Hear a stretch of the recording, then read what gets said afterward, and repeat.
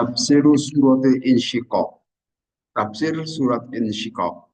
In, Al-Insyiqaq itu adalah termasuk makiyah, surah makiyah. Wahya makiyatu.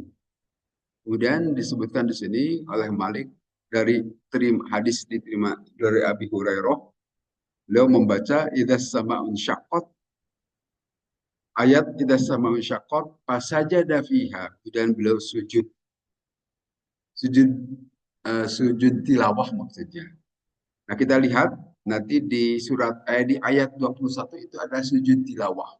Ya, kalau kita membaca itu disunahkan untuk melakukan sujud tilawah. Apakah di luar sholat ataupun pada saat sholat, silahkan sujud tilawah. Tapi itu statusnya sunnah. Nanti tadi kita tidak sujud, yaitu sunnah. Boleh sujud, boleh tidak. Tapi kalau nanti Bapak Ibu membacanya di rumah, silahkan menyengaja sujud. Atau pada saat sholat juga di sujud. Di antara begitu selesai membaca langsung sujud. Itu disunahkan. Di sini dalam hadis yang diriwayatkan oleh Imam Muslim dan juga Imam Nasai, "Falamman soroba akhbarahum anna Rasulullah SAW sajada biha." Dan diberitakan bahwa mengapa itu Abu Hurairah sujud, karena Rasulullah SAW juga sujud. Artinya mencontoh kepada Rasulullah SAW. Demikian juga di hadis yang lain disebutkan, kita sama syakot, sajaztu khalfa Abil Qasim, fala azalu asjudu biha hatta alqahu. Aku sujud di belakang Abdul Qasim sallallahu alaihi wasallam. Abdul Qasim itu julukan kunyah Nabi sallallahu alaihi wasallam. Karena anak beliau yang pertama itu Qasim. Jadi disebutlah Bapak Qasim. Abil Qasim atau Abdul Qasim. Jadi kalau kita mau pakai kunyah, biasanya kunyah itu pakai abu atau umbu gitu kan. Itu dikaitkan dengan nama anak pertama. Laki-laki kalau abu, kalau ummu dengan anak perempuan yang pertama. Biasanya gitu. Seperti di sini juga Nabi disebut Abdul Qasim karena anak laki-laki pertama beliau walaupun meninggal waktu masih bayi disebutlah Abdul Qasim Nabi SAW. Nah, Nabi juga melakukan sujud pada saat membaca surat Al-Insyiqaq ini. Sajadna ma'a Rasulullah, kami sujud beserta Rasulullah SAW pada saat membaca Idzas sama'un syaqqat dan Iqra bismi rabbikal ladzi khalaq. Waktu membaca surat Al-Alaq juga. Ini tentu tidak biasa bagi kita, tapi marilah kita biasakan. Gampang nanti kita mengenali ayat sajadah di Al-Quran itu ada tulisan sajadah. Kita sujud saja pada saat membaca itu. Nah, di sini disebutkan Yaqul ta'ala, Allah berfirman, idzas sama'un syaqqat, apabila langit telah terbelah. Kapan itu terjadi? Wadzalika yaumal qiyamah. Itu terjadi tentu saja pada hari kiamat. Nah, apa yang dimaksud dengan langit itu yang terbelah? Karena pemahaman kita sampai saat ini, langit itu sejauh kita memandang itulah langit. Apakah berupa benda-benda yang bisa terlihat? Itu wallahu alam, kita belum bisa melihatnya. Karena kalau kita melakukan penerbangan ke angkasa jauh itu, ternyata tidak ada yang menghalangi. Nah, apakah jaraknya demikian jauh sehingga tidak tersentuh? Itu wallahu alam juga. Tapi sejauh yang kita pelajari atau sejauh yang manusia ketahui sampai saat ini ya tidak ada penghalang apapun di angkasa yang luas itu. Yang ketinggian kita dari bumi saja, bumi sampai ada udara itu kan, ada oksigen maksudnya, itu ketinggiannya sampai 800 kilometer ke atas. Nah, apakah di atas 800 kilometer itu sudah tidak ada, masih masih udara kosong, wallahu alam. Tapi seperti penerbangan luar angkasa kan itu juga lebih jauh lagi gitu. Sampai ribuan kilometer itu. Tapi mereka belum menceritakan menemukan benda-benda tertentu dalam arti seperti yang disebut langit di sini. Sampai pecah. Jadi bagaimana bisa pecah kalau benda itu berupa kosong saja. Walau alam itu. Ini sesuatu yang goib, kita tidak mengerti. Tapi Al-Quran memberitakan begitu. Apabila langit terbelah, Kemudian wa adzinat li rabbiha wa huqqat. Dan tentu saja langit itu pasti akan taat kepada perintah Allah, tidak akan membantah. Jadi yang suka membantah itu hanya kita saja manusia, manusia dan jin. Membantah disuruh sholat tidak mau. Kalaupun mau telat-telatan, kalaupun mau dilakukan sak suka-suka. Tapi kalau makhluk di luar manusia dan jin pasti patuh. Seperti matahari menyinarkan matahari terus-terusan itu atas perintah Allah juga. Bulan juga menyinarkan matahari, menyinarkan sinarnya itu juga atas perintah Allah. Kemudian hujan turun juga atas perintah Allah. Patuh mereka semua, makhluk-makhluk di luar manusia dan jin. Dan manusia jin juga yang tidak patuh itu bukan jasadnya, tetapi ini dalamnya itu rohaninya, Pak. Rohnya. Karena kalau jasadnya patuh juga, kalau kita disundut rokok ya pasti ngegerubuk gitu kan ya, karena tidak kuat. Atau kalau terpotong keluar darah itu juga jasad kita itu patuh. Orang yang kafir dan orang yang muslim sama saja begitu.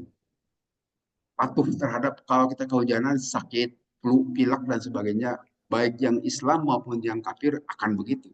Patuh terhadap aturan Allah. Tetapi giliran rohaninya belum tentu patuh kita. Ya, kalau yang kafir ya belum pasti tidak patuh. Yang muslim juga tidak selalu patuh terhadap ketentuan-ketentuan Allah. Nah, adapun seperti di sini langit pasti patuh terhadap ketentuan Allah pasti begitu. Tidak mungkin menyelisihi perintah Allah. Nah, di sini disebutkan dengan istilah wahukots, pasti memang akan patuh itu makhluk-makhluk Allah di luar manusia. Idal ardu mudat dan apabila bumi diratakan. Nah, bumi diratakan selama ini bumi kan tidak rata, ada yang tinggi, rendah, ada gunung, ada lembah, sehingga ada lautan, ada danau dan sebagainya karena tidak rata. Nah, pada hari kiamah nanti akan diratakan. Seperti apa itu juga wallahu alam, Allah Maha Kuasa. Nanti gunung-gunung itu berterbangan, mungkin mengisi lembah-lembah yang selama ini yang cekungan dan sebagainya sehingga menjadi rata. Padahal sekarang ini juga kita melihat bumi itu baik-baik saja, rata saja, apalagi di Bandung ya. Di Bandung selama ini di kota Bandung kita juga tidak mampu seharian mengelilingi kota Bandung karena saking luasnya. Tapi kalau di kota-kota tertentu itu naik turun juga itu Pak. Ajakan kan di coba aja ke Boyongkoneng itu naik juga kan Boyongkoneng ke pasir apa tuh. Kalau nyari sapi itu naik turun luar Bandung di luar kota. Tapi kalau di dalam kotanya rata kan. Nah, di kota-kota lain itu tidak rata. Kita saja di Bandung nikmatin rata. Jakarta juga begitu umumnya. Tapi di kota-kota seperti San Francisco, Amerika itu, kotanya itu naik turun, tidak nyaman gitu Pak. Sehingga ada aturan tertentu kalau parkir mobil itu ban depannya itu harus disengkungkan. Karena parkirnya di turunan atau di tanjakan. Kalau di tanjakan parkirnya harus ke sebelah sini, misalnya sengkongkan ban depannya itu. Kalau di turunan harus ke sini dengan tujuan kalau remnya blong tidak meluncur menabrak orang lain, tetapi bisa ke pinggir. Gitu. Itu aturannya seperti itu dan seterusnya. Nanti kita termasuk nyaman ini. Kota ini dalam keadaan datar-datar saja. Naik turun hanya sedikit. Gitu. Nah, nanti Allah menyatakan idal adu mudat apabila bumi diratakan. Bumi ini kalau dalam istilah bahasa Sunda itu nonggong kuya. Nonggong kuya itu ya artinya seperti punggung kuya kan punggung kuya itu apa? Kura-kura. Seperti kura-kura seperti itulah kita. Jadi berbentuk seperti elip itu tidak datar persis tapi ya seperti punggung kura-kura. Nah, bahasa Sunda nonggong kuya. Al-Mudad juga begitu. Jadi kalau kita lihat di jarak yang demikian jauh, kelihatan itu bentuknya seperti punggung kura-kura tadi. Wa alqat ma fiha wa taqallat, mengeluarkan isi dari bumi itu dan juga akan dikosongkan. Dan sudah pasti patuh itu bumi akan mengeluarkan isinya. Nah, disebutkan di sini kata Nabi SAW dalam sebuah hadis, idza kana yaumul qiyamati maddal dhahul ardo maddal adim hatta la yakuna libasyari minan nasi illa mawdi aqdamaihi. Nah, apabila hari kiamah datang, maddal Allahul ardo, Allah akan beratakan itu terhadap bumi sejauh kita memandang, sehingga la yakunu li basyarin minan nas illa mawdi aqdamaihi, sehingga tidak ada bagi seseorang dari manusia pada hari itu kecuali dia menginjak kedua dampak kakinya saja tempat yang dia, sedangkan tempat lainnya itu kosong mungkin wallahu alam ya, atau diisi oleh manusia yang lain. Tapi di sini mawdi aqdamaihi, dia itu hanya menempati tempat kedua kakinya saja. Artinya kalau sekarang barangkali kita punya rumah, punya tanah, punya sawah, pada hari kiamat itu tidak ada pengakuan itu. Semuanya sudah milik Allah. Wa akunu awwalaman yudai. Maka aku adalah termasuk orang yang pertama berdoa. Wa Jibril an yamir Rahman. Sedangkan malaikat Jibril berada di sebelah kanan Ar-Rahman Allah. Wallahu ma ru'ahu qablaha. Wallahu ma ra'ahu qablaha aku ya Rabbi in hadza akhbirni annaka arsaltahu ilayya. Kemudian di belakang Allah itu adalah apa-apa yang ada sebelumnya. Maka aku berkata, wahai Tuhanku, sesungguhnya ini adalah, tolong beritahukan kepada saya bahwa engkau telah mengutus dia kepadaku. Ada makhluk tertentu gitu. Wa yaqulullahu, maka berfirman Allah, sodako, sudah benar. Semua asfa'u aqulu. Kemudian saya memberikan syafaat. Ini. Kemudian saya memberikan syafaat, kemudian aku berkata, ya Rabbi, wahai Tuhanku, ibadaka abaduka fi atrofil ardi. Hamba-hambamu itu adalah hamba-hambamu di ujung-ujung atau di tepi-tepi bumi. Wala wa huwa al-maqamul mahmud. Itulah yang disebut dengan makom al-mahmud, makom atau tempat kedudukan yang terpuji. Jadi seperti kita ketahui, Nabi SAW itu diberi kemampuan memberikan syafaat. Syafaat itu pertolongan kepada umat manusia, termasuk kita sebagai umatnya.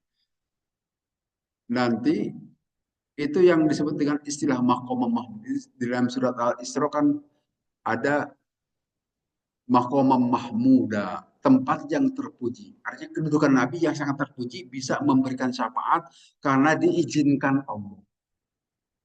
Sedangkan nabi-nabi yang lain tidak bisa. Nabi Adam, Nabi Nuh, Nabi Ibrahim, dan seterusnya tidak bisa memberikan pertolongan kepada umatnya. Yang diberi kemampuan menolong itu adalah Nabi Muhammad SAW. Nah, kemampuan memberikan pertolongan itu biasa disebut dengan istilah maqamah, tempat yang terpuji. Yang ada dalam surat Al-Isra, demikian juga kalau kita baca doa setelah adzan, itu juga mendoakan supaya Nabi memperoleh maqamah mahmud, tempat kedudukan yang terpuji. Kedudukan terpuji itu bisa memberikan syafaat. Ya ayuhal insanu innaka kadihun ila rabbika kadhan fabulaqi. Sa'a ila rabbika sa'yan. Kalian hai manusia, insan ini merujuk ke satu orang, tetapi maksudnya ini alif lam lil jinsi, seluruh manusia. Seluruh manusia akan dipanggil oleh Allah. Hai manusia, sesungguhnya kalian sudah berusaha menggapai, menemukan aku, tapi ada yang berhasil, ada yang tidak. Maksudnya manusia itu memang memiliki naluri untuk mendekat kepada Tuhannya.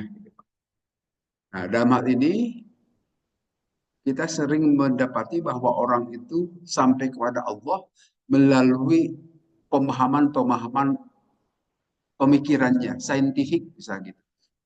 Orang yang tadi tidak kenal Allah, tapi berdasarkan pengenalan dia dengan pengetahuan umum, maka ujung-ujungnya sampai kepada Allah. Itu yang terjadi di orang-orang Kristen misalnya ya.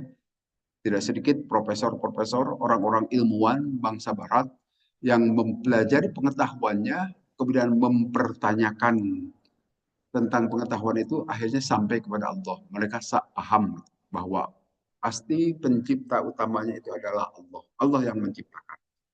Nah, itu memberikan di sini kata-kata kadihun. Setiap orang itu memiliki naluri untuk sampai kepada Tuhannya. Butuh pada kekuatan di luar kita. Nah, naluri itu dimiliki siapapun. Setiap orang pasti memiliki naluri itu. Hanya naluri itu tersalurkan dengan baik ataupun tidak, itu masalahnya lain. Yang tersalurkan dengan baik, maka kita sampai kepada Allah. Tapi yang tidak tersalurkan dengan tidak baik, mungkin itu penganut animisme, dinamisme. Yakin ada kekuatan yang goib yang besar, tapi siapakah itu tidak sampai. Seperti kepercayaan-kepercayaan masa lalu. Tapi Allah sengaja menurunkan petunjuknya supaya manusia itu nalurinya itu tersalurkan dengan benar. Silahkan. Sama seperti kita punya naluri untuk menyalurkan syahwat. Nah, silahkan salurkan syahwat itu dengan benar melalui pernikahan. Itu maksudnya. Setiap kita juga punya naluri untuk menyalurkan syahwat. Apakah diumbar begitu saja? Tidak benar. Karena itu cara binatang. Di penyaluran supaya itu syahwat itu supaya benar melalui pernikahan. Nah, demikian juga setiap manusia punya punya naluri untuk mengenal yang maha kuasa. Nah, ada yang sampai, ada yang tidak. Kalau yang sampai itu itulah yang sampai beragama Islam itu. Benar penyaluran syahwatnya atau naluri ketuhannya atau jiwa rohbaniyahnya. Nah, insya Allah, Alhamdulillah kita semua sudah sampai ke sini. Nah, itu Allah menyatakan sesungguhnya kalian telah berusaha ila rabbika kadhan pabulaki dengan usaha yang sekeras-kerasnya, tetapi ada yang sampai, ada yang tidak. Dalam sebuah hadis disebutkan begini, Qala Rasulullah bersabda, Qala Jibril berkata Jibril, ya Muhammadu, wahai Muhammad, ish ma syi'ta fa'innaka majidun wa bib ma syi'ta fa'innaka mubarakatun wa ma ma syi'ta fa'innaka mulaqihi. Jibril berkata, wahai Muhammad, hiduplah kau sesuka-suka engkau hidup, tetapi ingat satu waktu engkau akan meninggal, akan wafat. Dan cintailah apa yang engkau cintai, sesukamu, tetapi ingatlah satu waktu pasti akan berpisah yang engkau cintai itu. Dan berbuatlah sesuka hatimu, tapi ingat bahwa satu waktu, fa'innaka mulaqi, engkau akan menjumpai apa yang engkau amalkan itu. Itu kata malaikat Jibril kepada Nabi Sallallahu Alaihi Wasallam. Sedangkan bertemu dengan Allah itu yang dimaksud di sini, pamula rabbika, bertemu dengan Allah itu maknanya Allah nanti akan membalasmu payujajika bi amalika dengan amalmu, wayak uka an ala sa'yika, dan akan menyempurnakan balasan itu terhadap apa yang kau kerjakan. Jadi setiap kita itu bekerja. Setiap kita itu tidak ada yang diam. Selama kita disebut hidup itu pasti bergerak. Nah, pergerakan itu itulah yang disebut bekerja. Nah, nanti tinggal kita menggunakan muatan apa. Apakah karena Allah atau karena naluri. Insya Allah kalau kita bekerja bergerak dikaitkan dengan Allah, itulah yang jadi ibadah. Apakah ibadah mahdoh atau goer mahdoh. Itu akan dibalas oleh Allah. Nah, sedangkan orang-orang yang tidak mengaitkan dengan Allah, itulah kesia-siaan. Memang ada amalnya, tetapi tidak dikarenakan untuk Allah. Itu yang dimaksud malaikat Jibril. Ya ayuhal insanu innaka kadihun ila rabbika kadhan fablaqi. Engkau bekerja, beramal, dan engkau nanti akan bertemu dengan Tuhanmu itu. Dan akan dibalas apa yang telah engkau kerjakan. Jadi setiap dari kita ini pasti akan berjumpa dengan apa yang telah kita kerjakan selama di muka bumi ini. Jadi muka bumi ini yang hanya puluhan tahun, tapi itu menentukan nasib nanti kita di akhirat yang tidak terbatas. Sehingga Janganlah kita menyia-nyiakan kesempatan kita hidup selama yang hanya puluhan tahun. Karena itu yang menentukan nasib kita di akhirat. Kemudian di sini disebutkan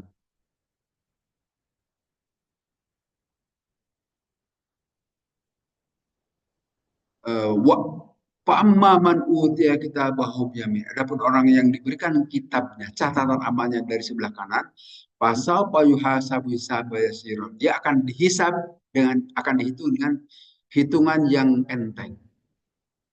Sahlan bila taisirin, yaitu dengan kegampangan, tidak ada kesulitan. Aila yahaqqu alaihi jami'u daqaiqi amali. Artinya semua amal-amalnya itu akan dihitung dengan penghitungan yang gampang, enteng-enteng saja. Nah, tentu saja ini juga bergantung dengan apa yang kita miliki. Yang dihisab itu seperti ini saja, jangan jauh-jauh seperti KPK itu Pak. Para pejabat, tidak semua rakyatnya, pejabat-pejabat saja. Apakah di BUMN atau pemerintahan di PNS gitu, para pegawai negeri, khusus pejabat, tapi kalau stafnya tidak. Itu disuruh mengisi harta kekayaan yang dimilikinya. Berapa? Nah, itu saja kalau kita mengisi itu capek juga itu, Pak. Karena kita kadang-kadang lupa apa saja yang kita miliki. Ditulis kadang berhari-hari, berpekan-pekan lama. Walaupun ada batasnya harus segera dilaporkan. Nah, itu kadang-kadang kita lupa, tidak semuanya dicatat. Nah, itu di dunia. Dan tidak ada yang ngawasi. Yang ngawasinya paling KPK. KPK juga apa nongkrongi setiap hari, belum tentu juga. Pejabat se-Indonesia demikian banyak kan. Nah, nanti di akhirat bukan saja para pejabat, bukan saja mereka yang memegang posisi, tetapi kita juga sebagai rakyat biasa, sebagai orang yang biasa saja, itu diminta melaporkan, akan diminta. Dan nanti akan ada pembalasan. Kalau nanti di KPK itu, kalau yang mencurigakan saja bisa tiba-tiba ada harta yang melonjak, nah itu baru diperiksa. Tapi kalau nanti di hadapan Allah, semua harta akan diperiksa.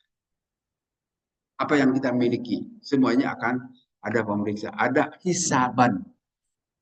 Nanti apakah hisaban itu enteng atau sulit, ya tergantung cara kita memperolehnya dan kemana kita membelanjakan akan ditanyain satu-satu. Nah, tapi nanti bagi orang yang diberi catatan amalnya dari sebelah kanan itu akan dihisab dengan hisaban yang enteng. Nah, hisaban yang enteng itu seperti apa? Lakin dari adu. Nah, yang dimaksud dihisab secara enteng itu nukishu al hisab yaumil qiyamah albud. Nah, artinya tentu saja tidak akan seribet kalau dihitung, kalau ada masalah pertanggungjawabannya tidak jelas, itu pasti akan ada siksa. Karena disebutkan di sini yang namanya hisab itu identik dengan siksa juga. Kalau salah mempertanggungjawabkannya langsung dicepret. Ya, walau alam dicepretnya pakai apa itu ya? Digoengkan telinganya sakit atau walau alam nggak tahu gimana. Karena di sini disebutkan dalam hadis waman nukishu al hisaba yaumal kiamah adun. Siapa orang yang dihisab, dihitung pada hari kiamat itu sama dengan disiksa juga. Kita harus mempertanggungjawabkan satu-satu. Jadi kalau begini, kita nggak mau kaya mungkin ya, karena repot nanti. Tapi yang namanya manusia itu tidak ada, justru keinginan manusia itu inginnya kaya biasanya. Semua orang juga inginnya begitu. Berusaha, bekerja dan sebagainya, ingin kekayaan. Tapi ingat, itu semua yang kita peroleh akan ditanya oleh Allah. Silakan, nggak apa-apa kaya. Yang jelas, yang penting kita bisa mempertanggungjawabkan asal usulnya. Dan kemana itu dibelanjakan, aman. Kalau kita bisa menjawab. Tapi kalau tak jelas, itu yang akan menjadi malapetaka. Isaban. Kemudian inna kata Nabi SAW, innahu laisa ahadun yuhasabu yaumil qiyamah illa mu'adzaban. Tidaklah seseorang dihisab pada hari kiamat kecuali itu sama dengan disiksa. Tidak nyaman pasti. Ya, dengan KPK saja kita disuruh menghitung hal-hal yang apa semuanya harus dihitung-hitung. Sehingga nyiksa juga kepada kita ya, harus mengingat-ingat surat-surat sertifikatnya di mana dan sebagainya itu harus diungkap, dibuka-buka lagi, dicari-cari lagi dan belum tentu langsung ketemu gitu kan. Nah, itu juga siksaan juga, tidak nyaman, apalagi di akhirat nanti. Kemudian di sini disebutkan seperti tadi menukis al-hisab itu albun. Siapa yang dihisab pada kiamat sama dengan siksaan dan seterusnya. Kemudian dari Siti Aisyah disebutkan begini. Rasulullah SAW beliau pernah berdoa kepada Allah dalam salah satu sholatnya. Allahumma hasibni hisaban yasiro. Wahai Allah, hitunglah aku ini dengan penghitungan yang enteng. Itu Rasulullah minta dihitung dengan hitungan yang enteng mudah. Nah, kita juga tentu saja silahkan memohon, meminta kepada Allah supaya dihitung dengan penghitungan yang tidak meribetkan nanti. Itu ada dalam hadis yang diriwayatkan oleh Imam Muslim, hadis sahih. Nah, wayan qalibu ila ahli masrur dan kembali bagi orang yang dihitung dengan cara yang enteng tadi itu kembali kepada keluarganya di surga. Kalau keluarganya beriman, tentu semuanya masuk ke surga. Tapi kalau ada keluarganya yang kafir, ya sebagian keluarganya masuk. Mereka bergembira di keluarganya. Wa amman utiya kitabahu wara dhahri. Adapun orang yang diberikan catatan amalnya itu dari belakang, belakang punggungnya, ya tentu saja ini orang-orang yang celaka. Wasapa yang suburo, maka dia akan berteriak, khosaro wahalak, rugi dan celaka kami ini. Wayasna sairo, dan dia akan masuk ke dalam neraka sair yang api yang menyala-nyala.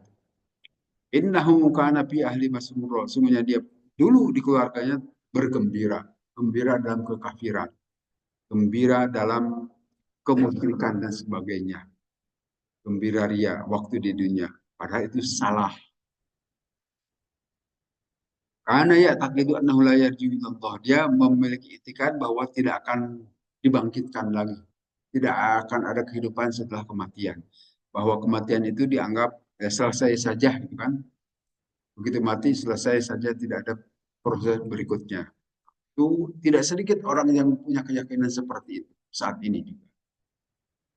Hal ajaran Islam menyatakan itu adalah kematian itu baru proses awal. Jadi kita juga suka salah ditempatkan di peristirahatan terakhir. Bukan istirahat itu di kuburan itu, justru dibuka permasalahan-permasalahan baru. Jadi baru memulai kehidupan, bukan istirahat. Kecuali orang yang baik. Mungkin itu insya Allah istirahat. Tapi kalau orang bermasalah itu justru masalahnya dibuka. Nah, kemudian fala uqsimu bisyafaq. Maka aku bersumpah dengan asyafaq. Syafaq itu adalah layung yang warna kemerah-merahan. Kalau maghrib kan menjelang maghrib, matahari itu karena udah mulai tenggelam ke bawah laut. Nah itu nanti suka menyinarkan, ya, itu ada proses alami itu. Warna itu menjadi agak kemerah-merahan. Itu yang disebut dengan asyafaq atau bahasa kita malayung. Kan. Itu sebagai tanda waktu maghrib sudah datang. Jadi kalau sudah layung keluar, kalau yang puasa silakan buka. Itu sudah tidak perlu nunggu yang ada. Yang ada itu buka juga mungkin. Itu sudah waktu maghrib. Sudah silahkan untuk kalau kita puasa. Nah itu asyafaq itu ada itu. Demikian juga mm, walaili wa ma wasak, dan malam dan yang menyelubungi. Yang menyelubungi artinya yaitu kegelapan. Karena sudah tidak ada cahaya matahari. Nah, itu juga kalau kita pelajari dalam fisika modern. Cahaya itu apa? Ternyata cahaya juga partikel itu, benda. Ya, ya kita tidak bisa membedakannya. Jadi dengan penelitian-penelitian yang penelitian-penelitian yang akurat itu juga adalah berupa foton gitu. Partikel-partikel yang sangat kecil yang dipancarkan oleh matahari ke seluruh alam ini, ke jagat raya kita ini. Jadi punya muatan juga itu cahaya itu. Dan sesungguhnya kalau mau dipegang bisa dipegang, tapi tentu sangat kecil sehingga kita tidak bisa memegangnya. Nah, kalau cahaya dikatakan sebagai partikel-partikel, apakah kegelapan juga bukan partikel? Bisa jadi ya juga. Kegelapan arti ketiadaan cahaya juga berupa partikel. Tapi ya tidak terlihat karena tidak ada cahaya. Jadi semuanya itu adalah benda-benda secara alami yang Allah ciptakan untuk kepentingan kita manusia. Sehingga tidak perlu terus-terusan terang dan juga tidak perlu terus-terusan gelap. Ada silih berganti. Nah, itu yang dimaksud dengan di sini walaili wa ma wasak, demi malam dan apa yang menyelubungi malam itu kegelapan tadi. Wal komari dan tasak, dan apabila bulan demi bulan apabila telah purnama. Artinya bulan pas tengah-tengah 14 tiap bulan komariah itu yang disebut bulan purnama itu uh, menerangi kita demikian jelas gitu kan. Lebih baik, tapi sekuat-kuatnya cahaya bulan itu adalah pantulan dari sinar matahari. Jadi bukan bulan yang mengeluarkan cahaya, tapi itu matahari menyorot bulan, nanti dari bulan terpancarkan ke bumi. Mungkin kalau kita ada di bulan, bumi juga bisa memancarkan cahaya kalau sedang siang. Kan? Maka kita tidak tahu, tidak pernah ke bulan. Latar kabun atau bakon antabak. Pasti kalian akan menempuh perjalanan itu secara tahap demi tahap. Ya, seperti kehidupan kita juga kan tidak langsung ujung-ujung tua begini, tapi kita melalui masa bayi, masa anak-anak, masa remaja, dewasa muda, dewasa tua, dan kematian. Itu ada tahapan-tahapan. Begitu juga nanti kalau kita masuk ke langit itu ada langit tahap satu, tahap 2 sampai ke 7. Demikian juga bumi ada lapisan-lapisannya. Jadi tobakon an tobak, lapis demi lapis. Itu kehidupan memang Allah ciptakan seperti itu. Dan selalu begitu. Ada lapis-lapisannya, tidak langsung satu macam. Demikian juga dalam dunia mikrokosmis seperti elektron, proton, ada neutron, itu ada lapisan-lapisannya, ada valensi, ada apa istilahnya orbit, orbitnya itu macam-macam itu. Kalau kita mempelajari dunia atom itu, nah itu persis seperti bumi juga ini kan, yang mengelilingi matahari itu tidak dalam satu lapis, tapi ada lapis apa? Ada Merkurius, ada Venus, yang ketiga bumi, terus sampai ke Pluto, ke sembilan, berlapis-lapis, lalu begitu yang Allah ciptakan. Kemudian ini ada hadis disebutkan di sini dari Nabi Sallallahu Alaihi Wasallam, Inna ibna Adam la fi goblatin mimma khuliqalahu. Sungguhnya ibnu Adam itu, manusia itu ada di dalam kelalaian dari apa yang diciptakan bagi dia. Inna Allah idza aroda khalqu qala lil malik. Apabila Allah menghendaki menciptakan insan itu berkata kepada malaikat, Uktub rizqahu, tulislah rezeki itu manusia. Uktub ajalahu, tulislah olehmu ajalnya kapan. Uktub atharhu, dan catatlah itu jejak hidupnya itu. Uktub syakiyan aw sa'idan. Catat juga apakah dia itu termasuk orang celaka atau orang yang berbahagia. Sumayar tapi dalikal malaku. Kemudian malaikat itu membawanya dan Allah mengutus kepada dia malaikat payah paduha yudroka. Allah mengutus malaikat yang lain sehingga memelihara pada orang itu. Semuanya ratu dalikal malak, sehingga sampailah itu malaikat summa yuwakkilullahu malakaini bi kitabi hasanat. Kemudian Allah nanti mengutus dua malaikat raqib atid untuk mencatat perjalanan seseorang itu, apakah kebaikannya ataupun keburukannya. Faidah hadharul mautu, kemudian apabila telah datang kematian kepada orang tadi, maka akan datang juga malaikat munkar nakir, malakani, dua malaikat, itu munkar nakir.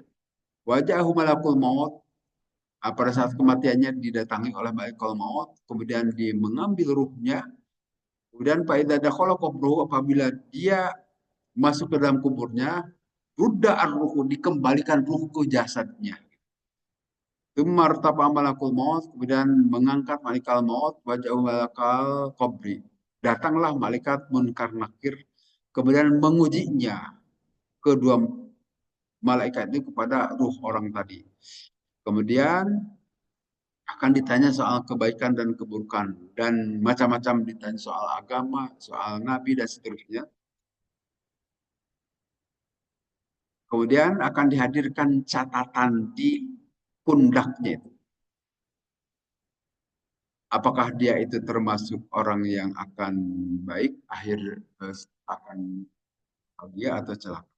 Jadi itu perjalanan manusia itu tidak berjalan sendirian, selalu didampingi malaikat. Hingga dengan demikian jumlah malaikat itu jauh lebih banyak dari manusia. Coba saja satu manusia didampingi oleh malaikat bermacam-macam. Tiap hari dua malaikat. Nah itu juga pengertiannya, apakah malaikat itu pengertiannya malaikat raqib atid itu mengawasi seluruh manusia, cukup dengan dua malaikat, atau tiap manusia ada dua malaikat, itu wallahu alam juga. Itu masalah gaib. Tapi kalau menurut kita perhatiannya, kalau saja tiap orang ada dua malaikat, berarti jumlah malaikat lebih banyak. Selain itu ada juga malaikat hafadhoh, malaikat penjaga. Berarti tiap orang bisa lebih dari satu, makin banyak saja malaikat. Belum malaikat yang ditugaskan Allah untuk sujud saja, untuk memikul arash, untuk mengatur rezeki dan sebagainya. Sehingga demikian banyak. Demikian juga disebutkan nasib manusia sejak awal sudah ditentukan oleh Allah. Apakah dia itu termasuk orang yang rezekinya banyak atau sedikit sudah ditentukan. Kapan tahunya? Ya setelah kita hidup. Rezeki kita tak lancar, itu mungkin dicatat di sisi Allah dengan kelancaran. Sehingga setiap bisnis kecil-kecilan saja menguntungkan. Tapi ada orang yang seret rezekinya, susah gitu kan. Berusaha, bangun pagi, berangkat, berusaha, pulang sore atau malam bahkan tidak dapat apa-apa, cuma capek saja. Nah, ada juga yang begitu. Karena memang Allah telah menentukan uktub rizqo, catatkan rezekinya. Nah, biasanya pencatatan itu dalam hadis lain disebutkan saat usia kita sekitar 4 bulan di kandungan ibu kita. Sehingga biasanya suka ada selamatan kan pada saat usia 4 bulan di kandungan dengan maksud ingin memengaruhi malaikat tadi. Tolong catat rezekinya yang banyak wahai malaikat, sehingga dibacakanlah surat Yusuf, surat Maryam, surat Ar-Rahman. Itu nggak tahu malaikat belum tentu terpengaruh juga. Tapi kalau kita memohon kepada Allah, silahkan saja. Mohon saja supaya kebaikan bagi anak yang ada di dalam kandungan kita. Di dalam kandungan ibunya, bukan kita. Laki-laki nggak pernah membunuh ya. Saya kira itu saja bahasan kita hari ini. Mudah-mudahan